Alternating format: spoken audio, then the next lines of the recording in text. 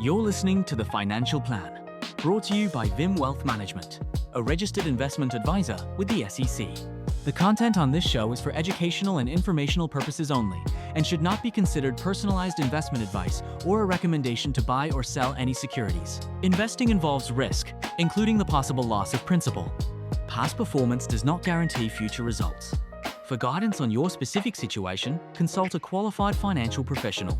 Today we're covering debt versus investing, credit card payoff strategies, Roth IRAs, what to do with life insurance payouts, lifestyle creep, and whether $430,000 is enough to retire on.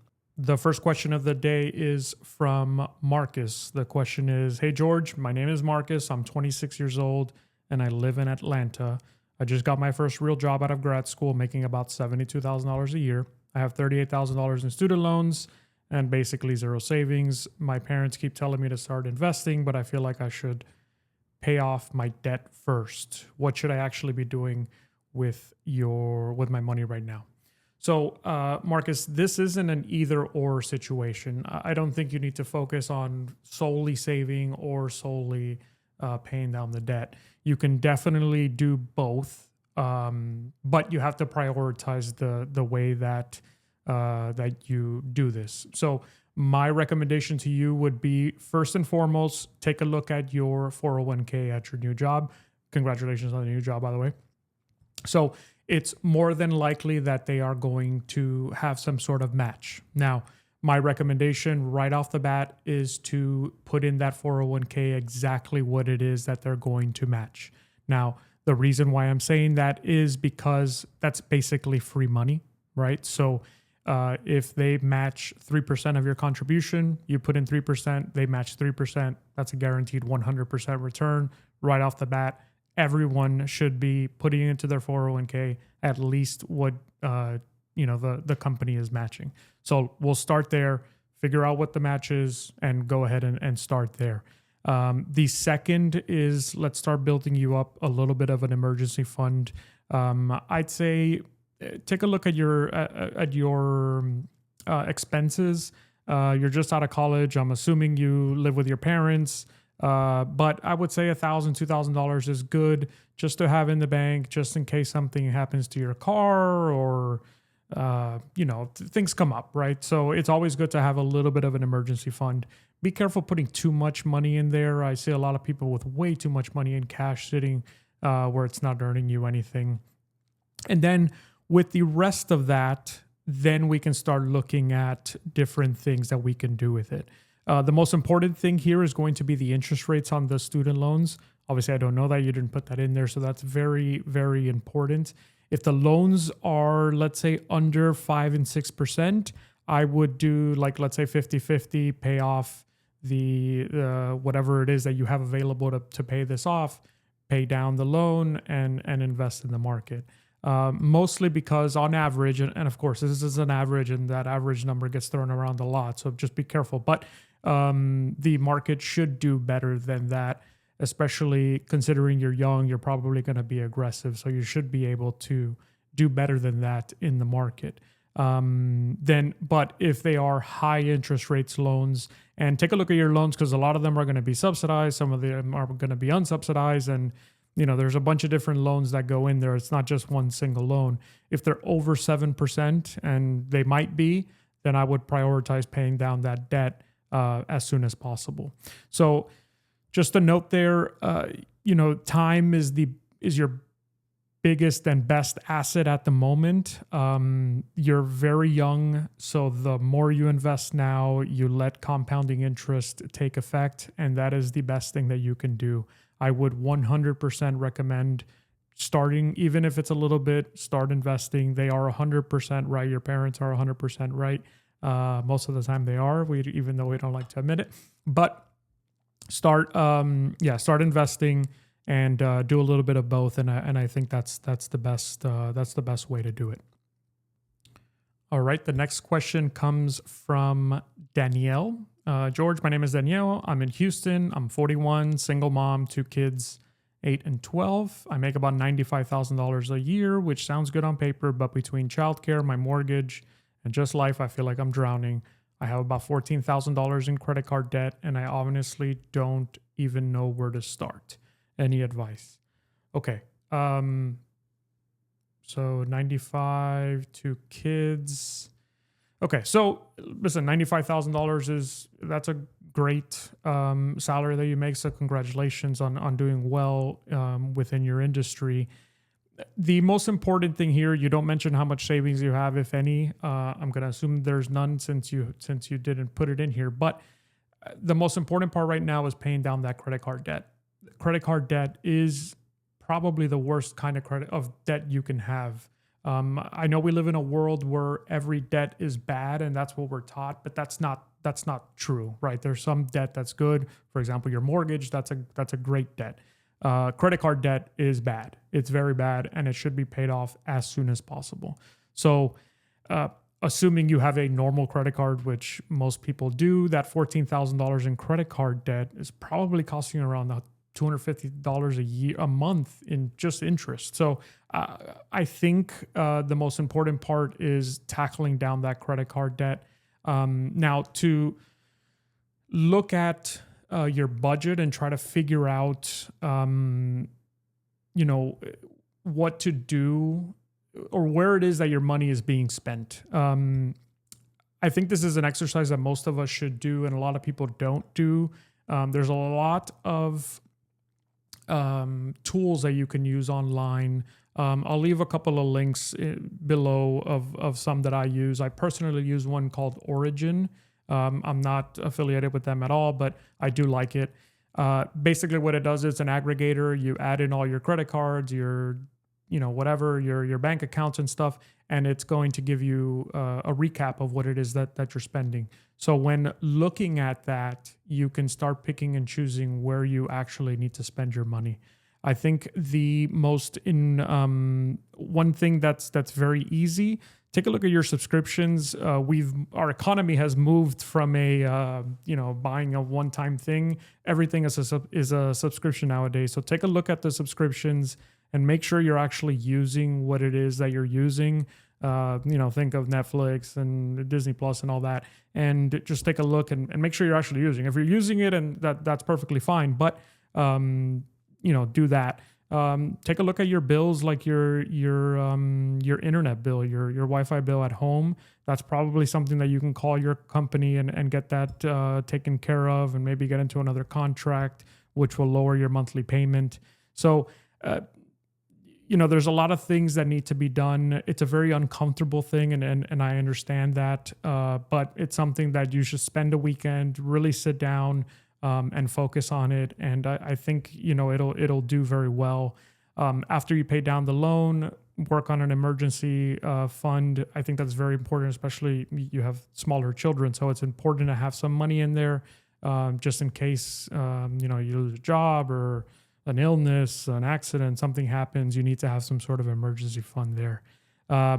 Again, don't feel bad about yourself. Don't kick yourself too hard. This is a very normal situation. Total U.S. credit card debt hit a record of is about $1.3 trillion at the end of 2025. So you're not alone in this, but I think a little bit can go a long way. A note here: I'm not one of these guys that tells you that you have to save every single penny and not spend anything.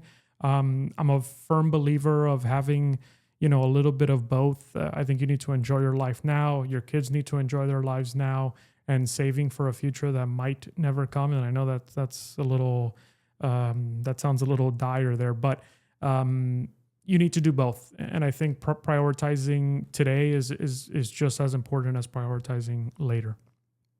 Thank you for your question. So the next question is from Tyler. What's up, George? I'm Tyler from Denver, 29, and I just got a raise to $88,000 a year. My company matches 4% on 401k, and I'm currently only putting in 4%. I keep hearing about Roth IRAs and honestly have no idea what the difference is or if I should be doing one instead of the other. Can you break it down simply? Yeah, definitely. So first and foremost, amazing job getting the match on your 401k. As I mentioned before, that is the number one thing that everyone needs to do, no matter what. There's not a lot of I don't have any hard and fast rules for everyone on personal finance because everyone's situation is different. This is one of those things that everyone needs to do. Find out what your company matches, put in at least that guaranteed, pay yourself first, and then worry about everything else.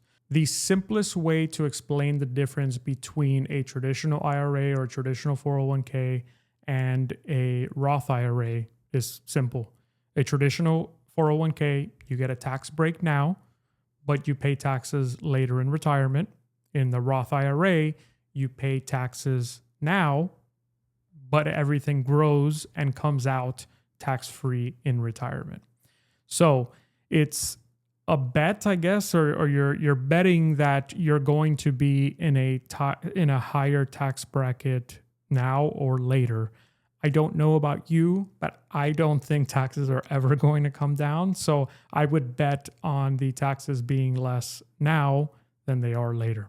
So the reason why we like Roths is that you know what the tax, implication is going to be. All that money grows tax-free, and then it comes out tax-free. You're currently 29. Let's assume you retire at, 70. We're talking about 40 years worth of growth with zero taxes, and that money comes out tax-free at the end. That is an insane amount of money compounding over the years. I think the ideal strategy here would be continue, putting in that 4% in the 401k. And then if you can, which you should be able to, max out your Roth IRA, which is about $7,500 for 2026. Now, it is possible that your company offers a Roth 401k too. So find out about that. And if you can do that, then that would be awesome as well. So the Roth 401k truly is a really great vehicle that you can use to save for the future. And I definitely think you should be taking advantage of it. If you have any other questions, please let me know. And hey, great job. You're young, and keep putting that money away and keep doing good things. Congrats on the raise, by the way. Next question here is from Karen. Hi, George. I'm Karen, 55 from Chicago. My husband passed away 2 years ago and left me with a $750,000 life insurance payout. I haven't touched it. It's just sitting in a savings account because honestly, I'm terrified of doing the wrong thing with it. My financial advisor keeps calling me and I keep avoiding him. What should I do? So first and foremost, obviously, my condolences to you and your family. This is unfortunately something that as financial advisors we deal with a lot, and it is a very stressful situation for everyone involved. So please accept my condolences there. So this is going to go against the grain here, but I think you actually did the right thing. And the right thing is actually not doing anything at that moment. And I know that sounds counterintuitive, and it probably is, but after a major life event like that, these big financial decisions should be done with as clear of a head as possible. Again, I've gone through this very many times in my career, and not everyone is really good at dealing with this type of situation with the amount of stress and everything that gets involved. So I always recommend, unless you have somebody that's dealing with it professionally, you have a financial advisor, which that person can help you look at things without the emotional attachment to it, which is very difficult for you or for anyone in the family to do so. So that helps, having a financial advisor, an attorney, a CPA or something like that is removed from the situation, can look at things more logically instead of emotionally, obviously. So I think that's great. So you didn't do anything drastic, which is great. So that $750,000 is sitting in a savings account. I hope at least it's a high yield savings account. Excuse me. Those have been paying actually pretty good interest over the last couple of years, somewhere between 4 and 5% on an average basis. 4 and 5%, and risk-free return is a very good return. So good. You've at least been able to keep up with at least a published inflation rate. So I think there's some foundational questions that I need to ask before looking at what to do. You're 55. I don't know if you have children. You didn't mention that. But if you do have children, I'm assuming that they're a little bit on the older side at this point. The questions are, is your mortgage paid off? Do you have any other retirement savings? What does your income look like? What age do you want to retire? Do you have, adequate insurance? So all these questions added together is, what'll give you the right strategy going forward. So I'm assuming that's why your financial advisor is calling you to go over these things. It's important to have the full picture of a person's situation. Everyone's situation is so different. And that's one of the hardest things about the financial advising world, is that everyone is different. And not only is everyone different in the sense that their money situation is different, everyone sees money as a completely different thing. Some people see it as a great thing. Some people hate money. Some people see it as a burden. Some people just want to spend all their money. Some people just want to save all their money. And, we kind of have to bring all those people, and those people are all completely different people. We have to bring them all together somewhere in the middle where their needs are met, but we're doing the right thing for them as a fiduciary that we are. So I think it's important to sit down with somebody, whether it's your current financial advisor. If you want to reach out to me, that's perfectly fine. I'll give you my opinion, and take a look at the whole picture. There's a lot more to it than meets the eye. Just from a 30,000 foot view, make sure you have 3 to 6 months of expenses in an emergency account. I think that's important. Pay down any high interest debt. So any credit cards, anything like that, pay those down. That's terrible debt, as we spoke about before. And I wouldn't go and pay off your mortgage and stuff. I don't think that's the right financial thing to do, but a lot of people do like to do that as well. And then with the rest of it, it should be invested in a well-diversified portfolio based on your risk parameters and your investment horizon whenever it is that you need the money. So, sorry to not give you an answer here, but, there's a lot more questions that need to be asked to be able to fully answer this question. All right, next question from Anthony. George, I'm Anthony. I'm 37 from Miami. I make about $130,000 a year, and my wife makes $85,000 a year. We feel like we should be doing great, but at the end of the month, there's basically nothing left. We don't even have expensive tastes or anything. Where is our money going?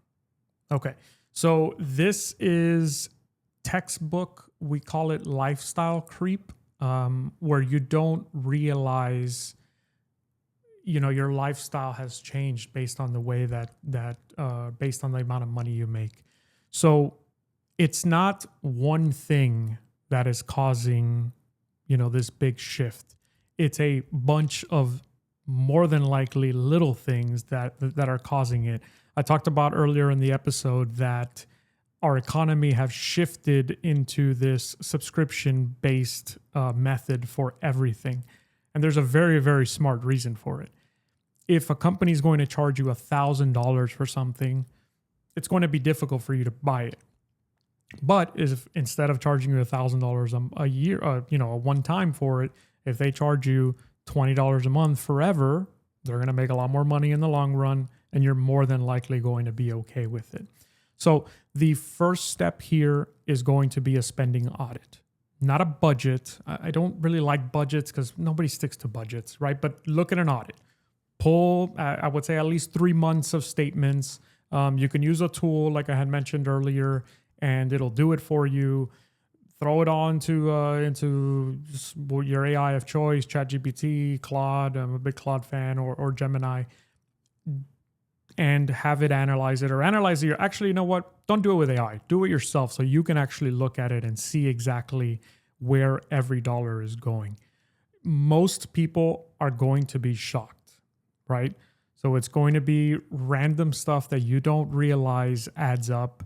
those DoorDash orders, Uber Eats, those little Amazon orders. Amazon makes it really easy to buy things for a reason, right? They want you to order as much as possible and make it as simple as possible. So, yeah, just look at all those little things, and I guarantee you there's a bunch of stuff in there that you maybe don't need, but you want. That's okay. There's nothing wrong with spending your money. And I think that as financial advisors, financial planners, sometimes, and there's a certain somebody I'm thinking about, kind of villainizes spending money and you got to save like every penny for retirement. I don't believe that. I think you should enjoy your life now as well. You guys are young. You should be able to travel and enjoy yourself now, before, you don't know what's going to happen tomorrow, right? So I think it's important there. Now, at $215,000 combined, you're probably paying a lot of taxes. So take a look and make sure that you are prioritizing, whatever tax exemption that you can have. Make sure you're investing in 401ks and IRAs to try to lower that bill as much as possible. And I don't really like frameworks of budgets. Like I mentioned, nobody sticks to their budget, but 50-30-20 is a good way that I've seen that'll happen. So it's a starting point. So 50% of your income should go to your needs, 30% to your wants, and 20% to savings and debt. So the reason I like that is that it gives you a little bit more for your wants. I'm a big believer of do what you like to do. I've met so many people that have so much money and they live, like they have none. And I just don't understand it, right? I'm not saying to go buy a Lamborghini and a Ferrari, but, enjoy yourself too. I think that's really important. So I think 50-30-20 is again, 50% for your needs, 30% for your wants, and 20% to savings and debt. Also take a look at your debt, make sure that, there's not any high interest rate debt there, that you need to pay down soon. Our next question is from Rosa. Hey, George, I'm Rosa, 62 from Phoenix. I've been at the same company for 28 years and I have about $430,000 in my 401k. I want to retire at 65, but I'm worried it's not enough. My house is paid off. How do I know if I can actually afford to retire? Okay, so listen, you're in much better shape than I think you are. It's something funny that we see a lot, and it's people always think they're behind even when they're ahead. I can't even explain to you how many clients I see that are very well set up for retirement and they just don't believe it and they're terrified to retire. And I think it's understandable to feel that way, but you're in good shape here. So this is where a financial plan is 100% the route you should take. Whether you do it with me or you do it with somebody else, Rosa, somebody local to you, do a financial plan. This is exactly what the financial plan is made for. So the financial plan, what it's going to do is take in all your inputs, take in your income, your salary, your savings, so on and so forth, and then talk about what retirement looks like. So it's funny. One thing that people don't think about retirement is they talk about the inputs. Oh, I have this, I have that, I save this, but they never tell you how much they plan to spend. That is the part of the triangle that's the most important. Your spending in retirement is the most important part. That's the missing piece here. So I don't know what you plan on spending. If you want to travel every day for the rest of your life, this is probably not enough money. If you're okay with just staying home and working on your garden, this is probably more than enough money. So there's a big difference there that I don't know the answer to because I don't know what your specific situation is. So this is where the financial plan comes into place. So we have a kind of a rule, we call it the 4% rule. It's a little bit antiquated. I like doing this as just like a base level. And basically what we're doing here is taking the amount of money you have and multiplying it by 4%. So you have 430%, 4% would be roughly $17,000, about $17,000 a year that you can take from that money to, withdraw without, eating too much into your principal. And that should last until you pass away. Now, that is not the full picture, obviously. With $17,000 a year, I'm pretty sure nobody can survive off that. Now, there's also other things that come into play. Social Security, that's going to be a big one. If you don't know what your Social Security is or what what you're eligible to get, go on to the Social Security's website. I recommend everyone do this. Actually, go on to ssa.gov, register, and you can see right there whether you're 18 or 65. You can see exactly what it is that you're eligible starting from now. Obviously, that number is going to change drastically if you're younger based on how much money you make over the years. But it'll tell you from now what it is that you're going to be eligible for. Now, there's a bit of strategy with Social Security. You can start taking it early. You can start taking it normal. Based on your age, normal is probably going to be 62. You can start taking it at 65, at 67. You can wait a little bit longer at age 70. Most people, and I'm going to say most, and this isn't for everyone, but most people will benefit from waiting to take it as late as possible. People are living a lot longer than they used to. So when you look at the break-even period, waiting a little bit is better. Again, this is where the financial plan comes into place, and we can take a look at that and make sure that that is good. So again, 4% is the rough rule. Figure out what you're going to do in Social Security. If you have any pensions, you didn't mention any pensions. Kind of rare at this moment, at this time, but that's possible. No mortgage is great, but you'll likely, need for taxes and upkeep. You still have about 3 more years. So if you can, make sure you're doing catch-up contributions on your 401k. So make sure you're maxing out and doing the catch-up as well. So yeah, there's a lot that goes into it. So it's not a simple answer. This is a question that I get asked at networking events. Hey, I have X amount. Can I retire? And it's kind of a tough question. But I think the most important part: do the financial plan and speak with a financial advisor, whether it's again me or somebody local, and they'll be able to guide you in the right direction. Thanks for spending some time with me today. And if anything we talked about today hit close to home, or you want to have a real conversation about your money, there's a link to my calendar in the description where we can schedule some time to talk. Thank you and have a great day.